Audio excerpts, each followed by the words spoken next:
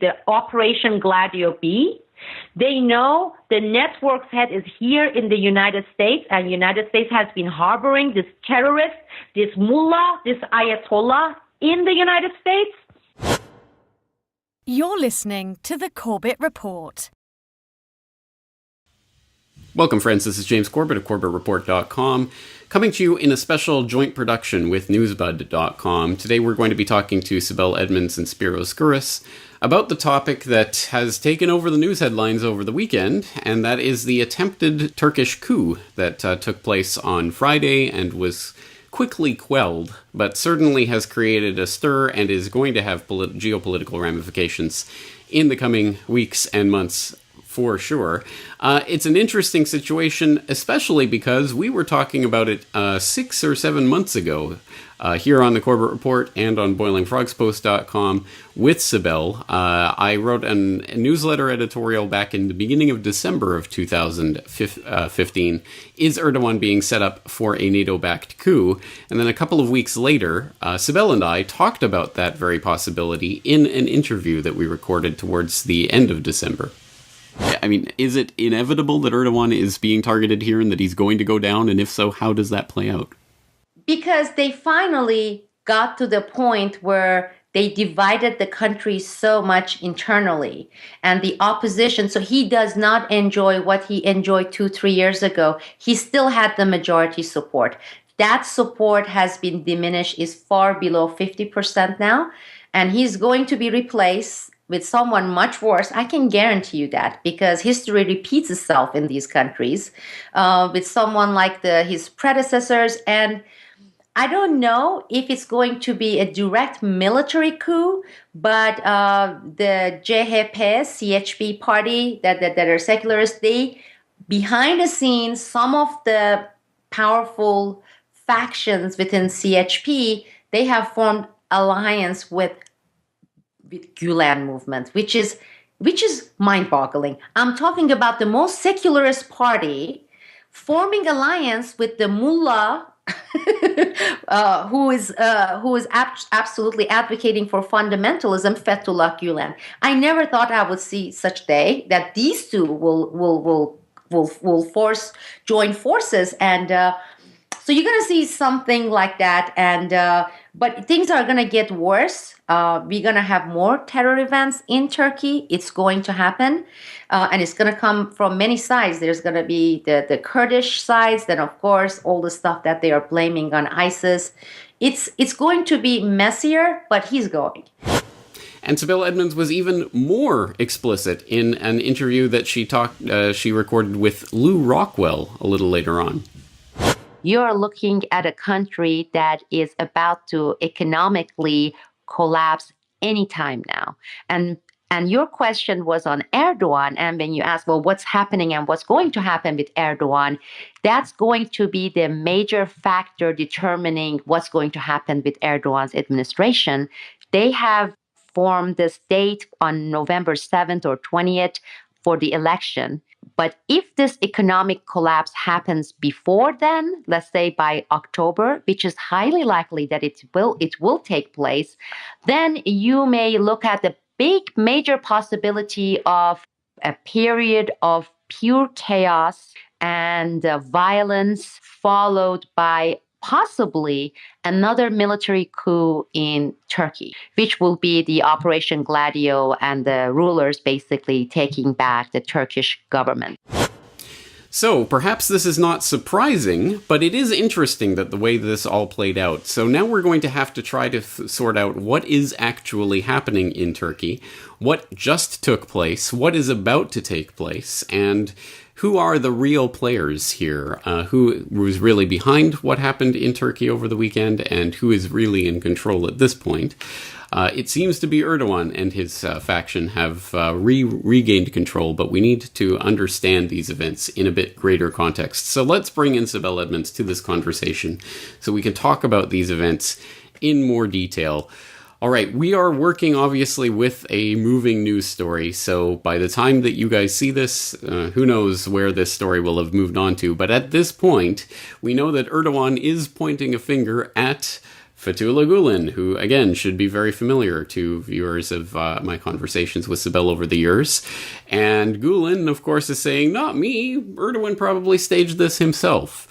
There are interesting elements pointing to, well, probably both of those possibilities being at least somewhat true, but I want to get Sibel's take on this. Sibel, let's start by breaking down the events of Friday. Your thoughts on the way this played out and how it either goes with or goes against the narrative that we're being told about this being some sort of spontaneous uprising by some angry military personnel. Well, thank you, James. As you just mentioned, the story and the facts and the storyline keeps evolving, and it has changed to a certain degree since Friday, but as we see, it is changing on hourly basis. And just a quick note, a lot of people have been making comments about, oh, I'm an oracle and I predicted looking at my crystal balls. But if they did listen to that interview we had, to that discussion, they would see that we basically connected the dots. And that was a pretty much educated guess, educated prediction of where things were being led to. As you know, they started in 2012, 2013 with those famous Taksim Square protests, were mostly designed by Gulen. And when we say Gulen, you're looking at an 80-year-old senile guy. He's just a figurehead. He is stationed here in the United States. He's been in the United States since 1997. He lives in several castles. His castles are protected by security guard, Apache helicopters. His net worth for his NGOs and foundations for this Mullah Gulen is estimated around $22 to $28 billion. He owns and operates this terrorist, this Mullah Gulen, the largest charter school chain inside the United States. And together with his CIA handlers, he's been establishing hundreds of mosques in Central Asia, in Caucasus, even in the African continent, in Indonesia. And he's been living in the United States while wanted in Turkey as a terrorist since 1997, okay? So those protests were quashed, and after that, we saw this escalation, you and I, with all the propaganda during the elections, as the elections neared. So that was another attempt by the CIA, NATO, and Gulen faction to sway the public opinion and basically defeat or take Erdogan off power.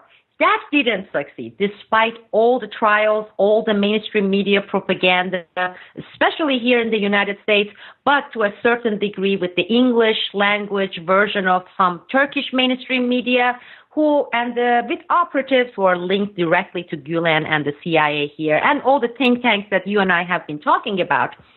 And that was when I predicted that since the other attempts failed, those would have been some sort of soft coup. The next step would be attempting a coup, a military coup. And Turkey is not unfamiliar. Turkey has gone through 5 coups before, and the 1980s coup was the biggest one.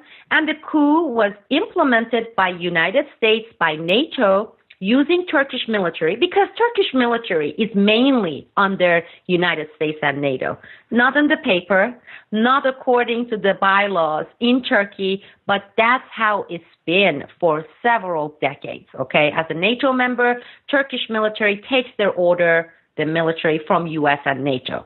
So all the other things are kind of more cosmetic, election and presidents, etc. Yeah, they have some role within the internal politics, but when it comes to really big decisions, when it comes to really big implementations of big game plans, you're looking at Turkish military.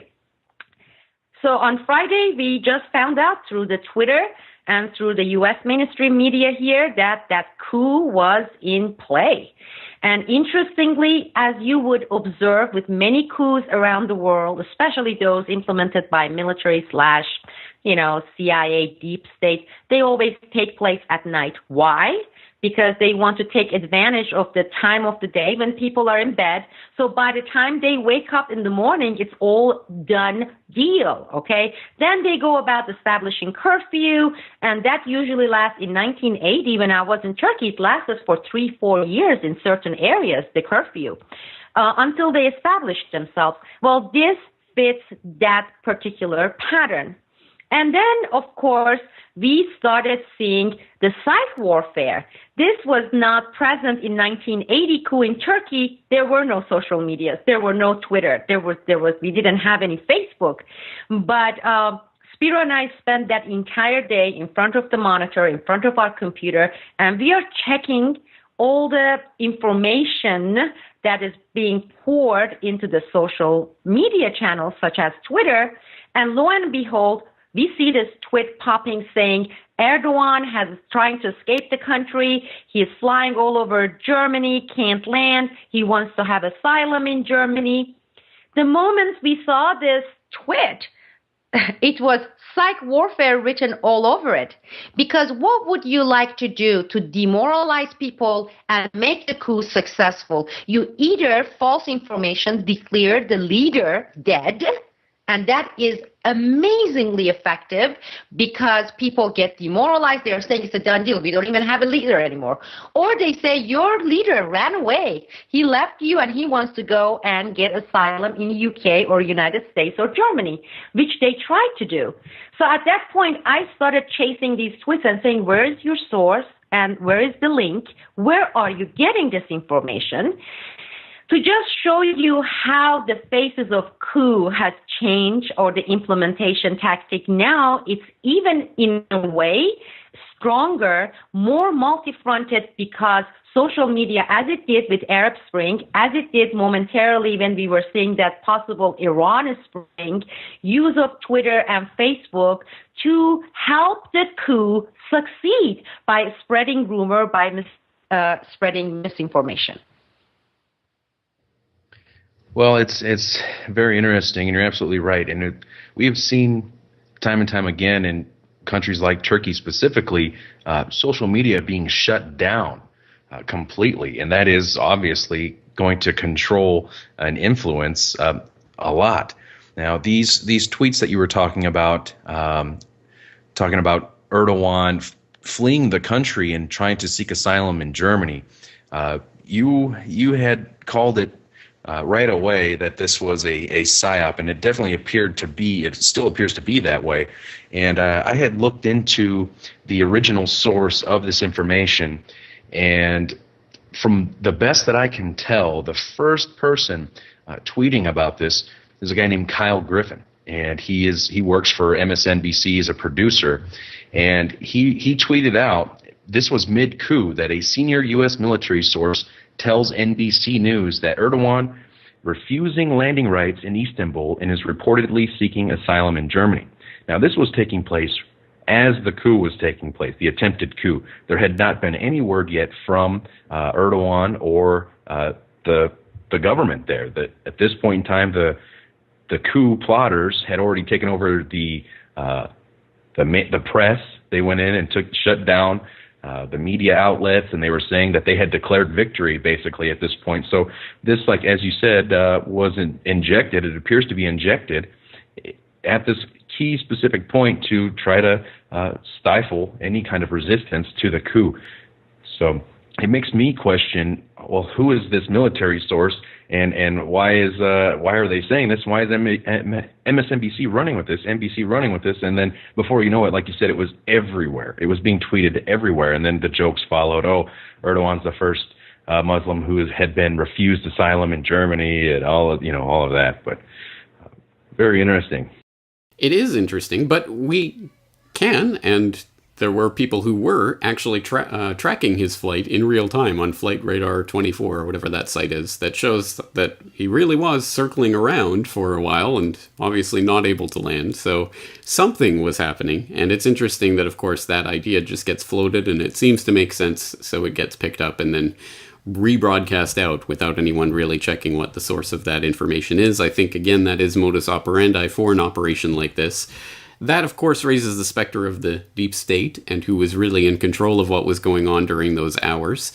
And I think the most intriguing possibility of all of this is that the one that is now is now being floated in the mainstream. And I hope we don't need to point this out for our listeners, but I think it's incumbent on us to point out the hypocrisy of the mainstream media, that the idea that this could be a coup that was staged by Erdogan himself in order to crack down on opposition is perfectly conceivable and allowable because Erdogan is on the hit list. He is a bad guy. But if this was an American friend or ally, oh my God, the idea, oh, you're such a conspiracy theorist. What a crazy person you are. So, of course, this is an allowable conspiracy theory because Erdogan is on the hit list. But it is one that does have a certain degree of, if not a ring of truth to it, at least it makes sense. If you are Erdogan and you know that there is a faction that is plotting your overthrow, wouldn't it make sense to get ahead of that, to stage or encourage this little bit of the military to do this little show coup so that you can then crack down on everyone else, which of course is exactly what's happening now. Thousands of people being rounded up, and Erdogan probably has a tighter grip now than he has in years. So it does make sense from that perspective. Sibel, what's your feeling on this idea? Well, I would distinguish between staged versus some foreknowledge, because Erdogan, for the past 3 years, justifiably have been trying to clean house. Because as we have received, this is documented facts, a certain percentage of military has been infiltrated by CIA Gulen network. A very large percentage of Turkish police force, and this is over 25 years period, people, that they have been infiltrations, has been infiltrated by Gulen CIA network. Same thing with the courts. And every time he being Erdogan, even with facts and evidence, rounding up these people and removing them from the position, well, that was used especially by the Western media and the extension of Gulen network, including many media organizations in Turkey that are still under the control of Gulen movement. It became bad PR. He is being dictator. Look at this. He's removing secular thinking people from the military because he wants to bring Sharia law. Now, the real Sharia law actor for the CIA happens to be Mullah Gulen, the man who lives in the United States and gets to be every day more powerful, a man who is taking hundreds of elected U.S. representatives into fancy schmancy expensive trips. A man who goes and builds madrasas around the world, that's a Sharia man, CIA Sharia man, accusing Erdogan of being a dictator. And we have been watching it unfold, James. This way, the idea, the notion, the rumor of the coup being staged has been floating for quite a while. I would say close to a year. Even when I was in Turkey last year, there were people who were whispering. They were saying, with election, it didn't work. It didn't work with organizing protests. Basically, they're going to come like they did in 1980s, and we're going to have a military coup.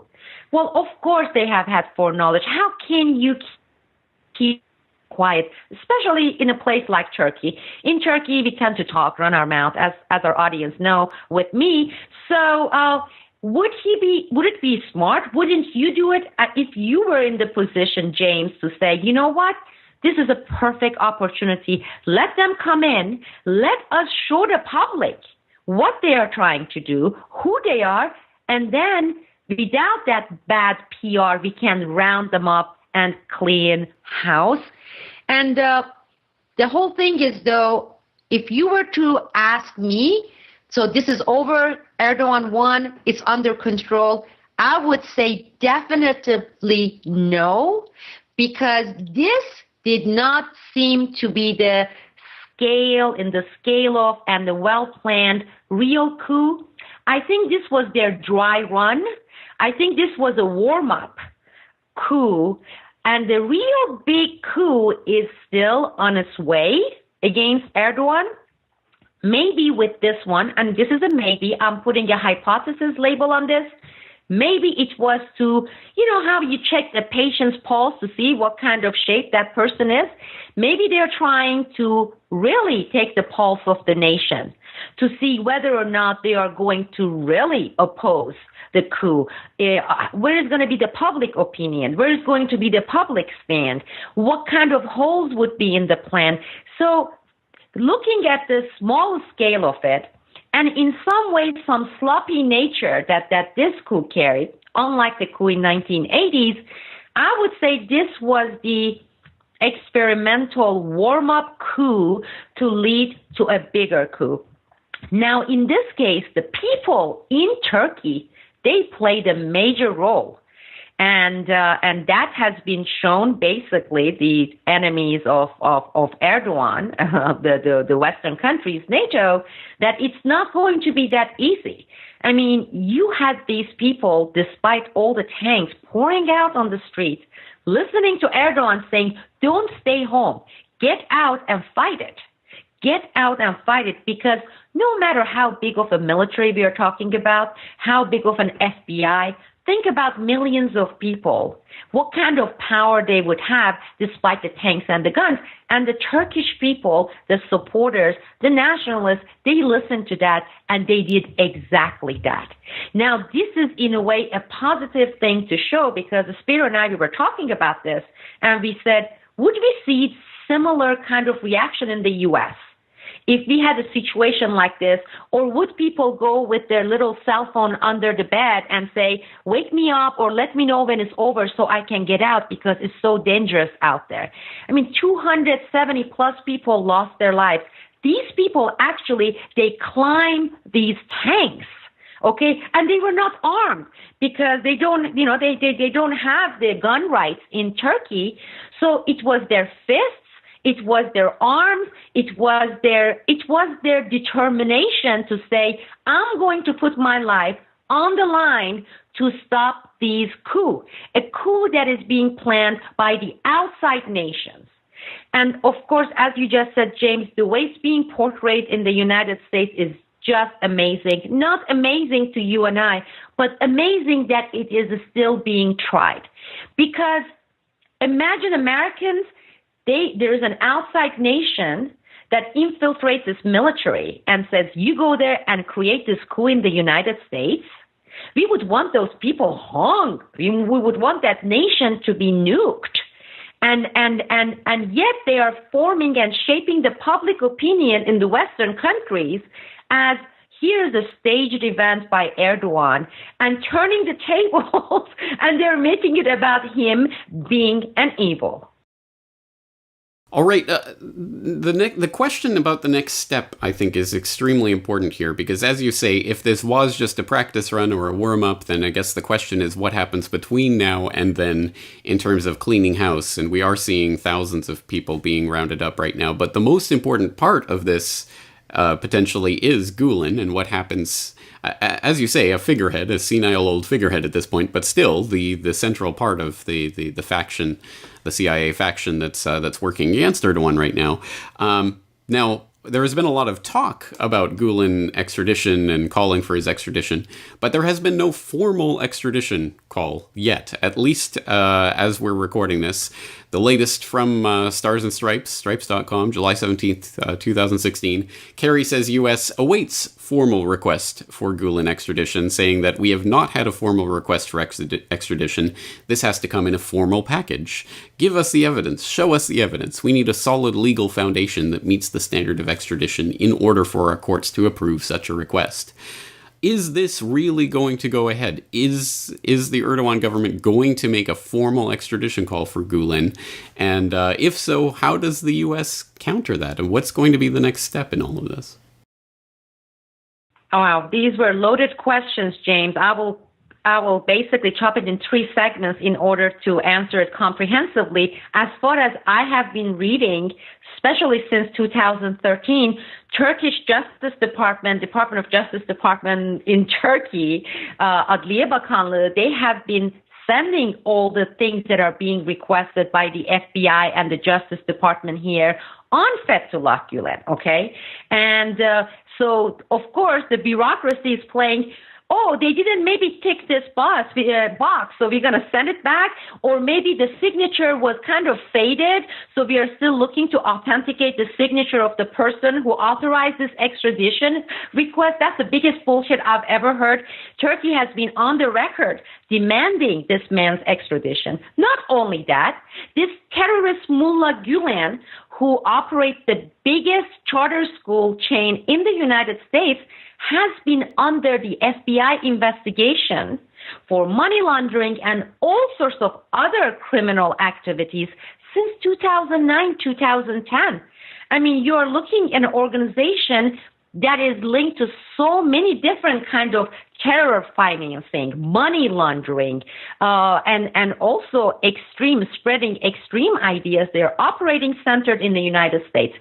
I think as far as the extradition is concerned, what we will be seeing is, even if they say, oh, now we have the formal extradition request, they can sit on that and make it last for 2-3 years, because they're going to give him an opportunity to appeal that.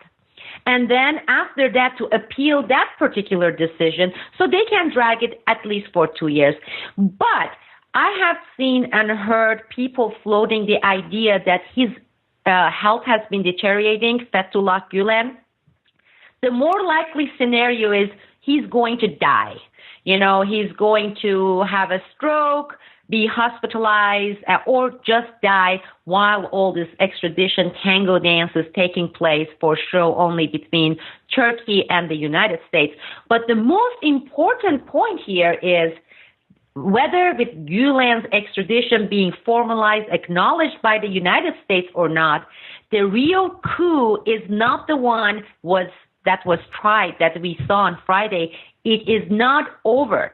Turkish people should not let their guards down. They should not get comfortable and say, hooray, we have rounded up 2,500, 3,000 people. The number, when we are looking realistically for Gulen network, including all the judges, you're looking at his own national security advisor, that being the snake that they just arrested. It's far bigger than 2,500 or 3,000. But also, we should pay close attention to other signs out there indicating the coming coup, the real stuff. For example, they just declared that out of the Incirlik NATO base, this is the securest air base on the planet. I would say it's even more secure than the ones we see in the United States. 42 helicopters missing. They walked out 42 helicopters from NATO's Incirlik base. And even though for the past half century, the United States and its allies, NATO allies, they have been keeping quiet how many nuclear warheads they have put inside the Turkey, okay? And it's not only Incirlik military air base as they are advertising. Turkey has had nuclear warheads for a long, long time, just like Israel issue that has been always kept quiet.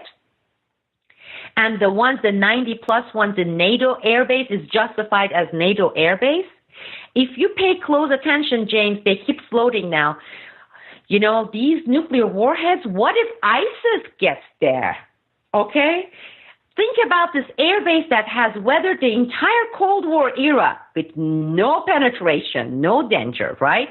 All the Al-Qaeda stuff, the military coup, and before that, the anarchy period in Turkey. And now suddenly you see them advertising the importance of the nuclear warheads in Incirlik base in Turkey. That is significant.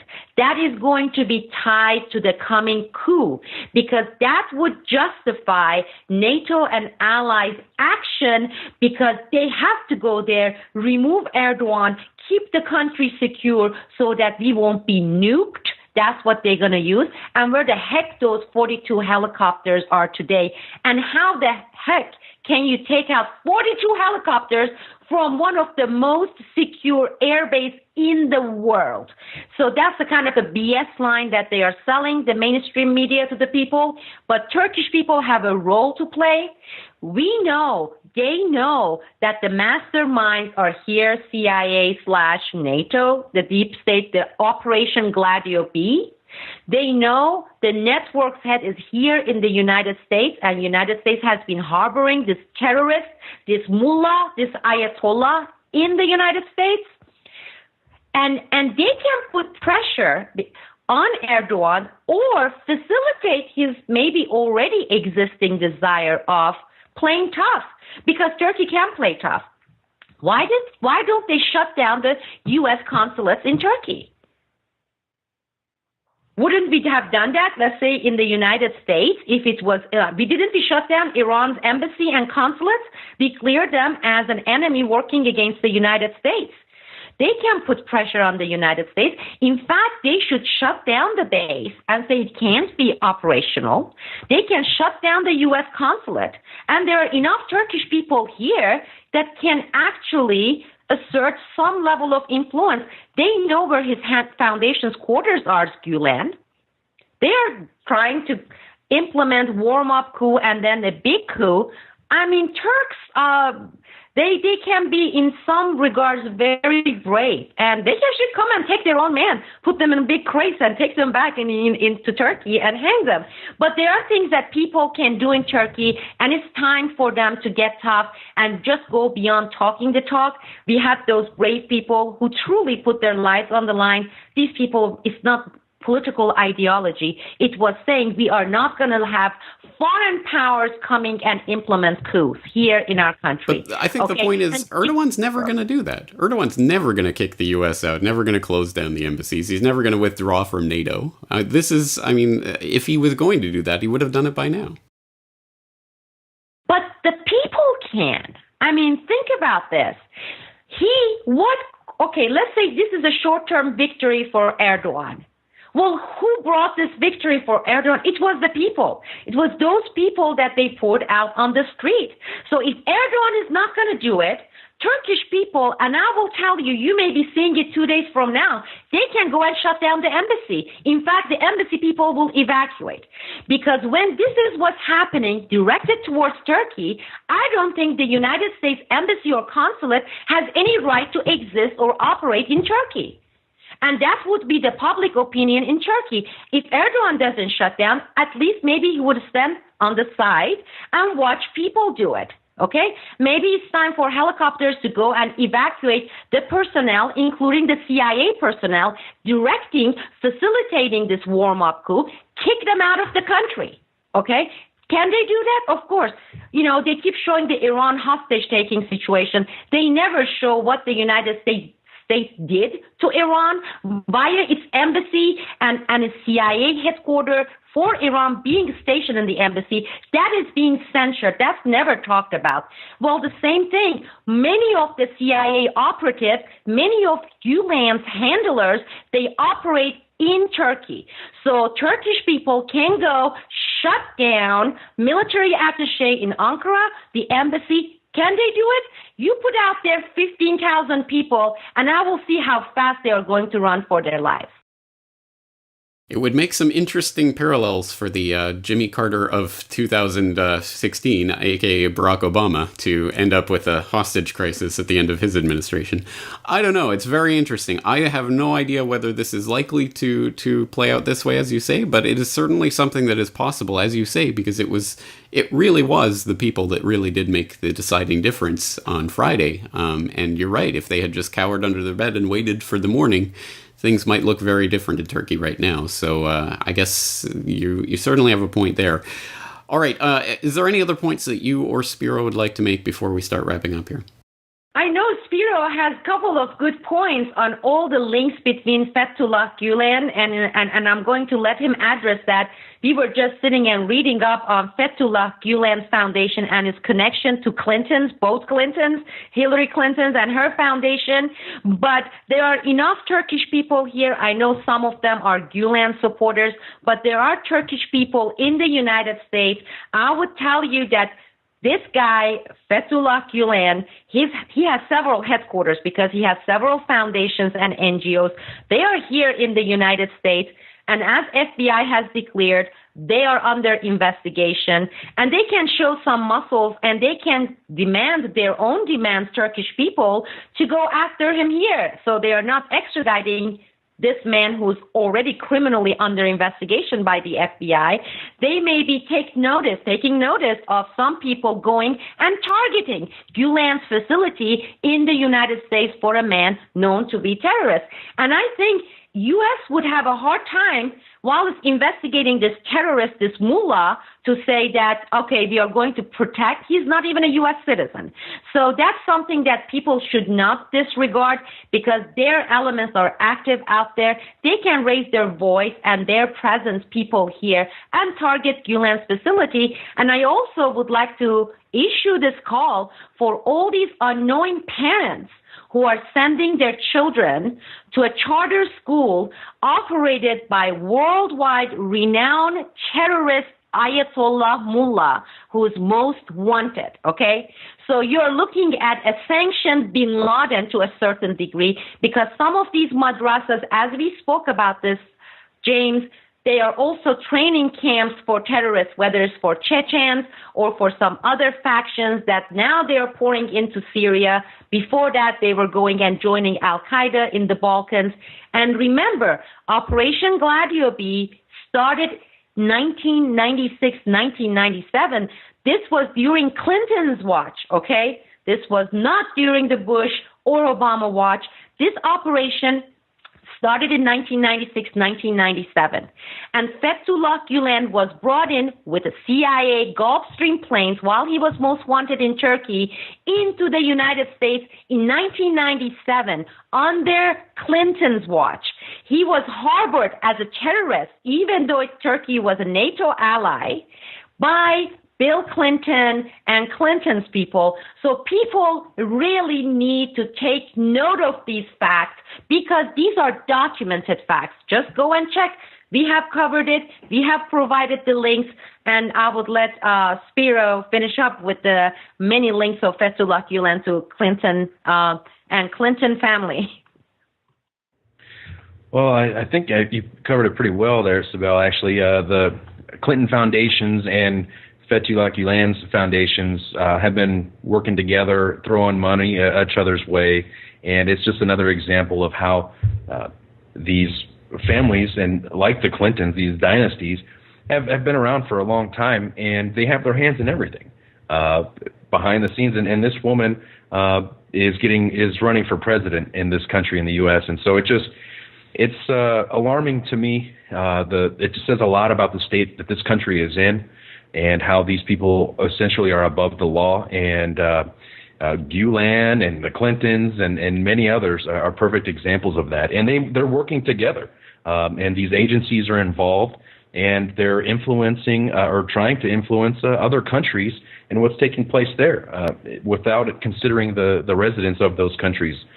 They're irrelevant. So they're just going to push and keep pushing. And the military-industrial complex is going to continue to gain. We see NATO and everyone, and of course ISIS. Next, we're going to hear that ISIS is behind the attempted coup in Turkey. I mean, what's next? So they want boots on the ground in Syria, and they're just going to keep pushing. So it's we'll have to see. I'm sure a lot more is going to unfold here pretty soon. Well, that is obviously correct because, again, what happens in Turkey has ramifications throughout the entire region, and also, of course, what's going on in Syria. And so there are a lot of different agendas at play here. And as I think Sibel rightly points out, the nuclear issue is going to be the one of the main cards that's played. I've certainly seen it played numerous times this weekend. Now they're suddenly talking about nukes in Turkey, where they haven't talked about that for decades and decades, but suddenly it's an issue. Clearly there is some major moves afoot in the region, and obviously this is going to be playing out in the next few weeks and months. Even the next few days could be extremely interesting. So we'll be keeping our eye on it here at CorbettReport.com. I'm sure at newsbud.com also. So people can stay tuned for updates there. Anything else you guys would like to say before we say goodbye? My condolences to the families who lost their family members, loved ones during this less than 12 hours coup attempt. And again, I would like to repeat that people are not powerless. They have shown it times and time again in Turkey. And they, of course, can expect and demand the authorities in Turkey to act upon this and shut down U.S. facilities in Turkey until they get satisfactory result and get these people back up. It's their sovereignty, and Turkey's sovereignty, any nation's sovereignty, needs to be respected. And if they don't get that, I believe Turkish people have to take it into their own hands and say, okay, we are going to go and shut down the enemy camps, because that's what we would declare. We would call them enemy camps. And currently, the role the U.S. mainstream media is playing and the United States government is against the interest of the people. People's democratically elected, whether we like Erdogan or not. I'm not saying I am in love with Erdogan. It is people elected him. That was people's choice. You don't respect it. Shut down the United States Embassy. Shut down the United States Consulate. Shut down the think tanks, because that's another place where they harbor, and I know exactly which ones they are. We will talk about it. The CIA operatives, many of them operate through attaché consulates and the U.S. Embassy, but many of the NGOs, especially the Soros-funded ones, they do get issued diplomatic passports, and they funnel CIA operatives into Turkey. So the Turkish people can take it upon their own hands and go and shut down these hornets' nests and start doing it. Demand it. If your president, if your parliament is not doing it, you take it to your own hands, into your own hands, and shut down these institutions until they respect your sovereignty. All right. Well, that's quite the rousing call, so we'll leave it there. Spiros Gouris, Sibel Edmonds, thank you for your information, and I hope people will stay tuned to Newsbud and Boiling Frogs Post for more updates. Thank you for your time. Thank you. Now available from CorbettReport.com. The Data DVD Volume 4. Every podcast, interview, episode and article published on CorbettReport.com in 2011. All on